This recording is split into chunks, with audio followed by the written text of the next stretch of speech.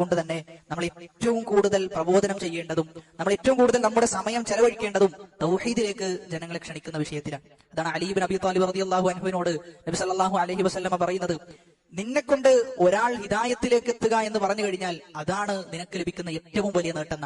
നിന്നിലൂടെ ഒരാൾ തൗഹീദ് മനസ്സിലാക്കി തൗഹീദിലേക്ക് വന്നു കഴിഞ്ഞാൽ അതാണ് നിനക്ക് ദുനിയാവും അതിലുള്ള എന്ത് ലഭിക്കുന്നതിനേക്കാളും ഏറ്റവും ഉത്തമം ഒരാൾ തൗഹീദിലേക്ക് വരിക എന്നുള്ളതാണ്. അതുകൊണ്ട് തന്നെ നമ്മുടെ പ്രബോധനവും നമ്മുടെ ക്ഷണവും എല്ലാം തൗഹീദിലേക്കായി മാറേണ്ടതുണ്ട് എന്ന് നമ്മൾ മനസ്സിലാക്കണം.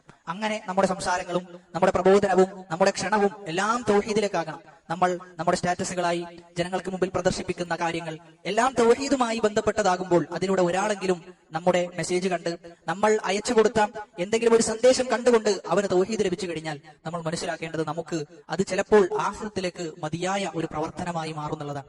അതുകൊണ്ട് തന്നെ അങ്ങനെ ഒരു പ്രയത്നം, അങ്ങനെ ഒരു പണി നമ്മൾ എടുക്കേണ്ടതുണ്ട് എന്നാണ് സൂചിപ്പിക്കാനുള്ളത്.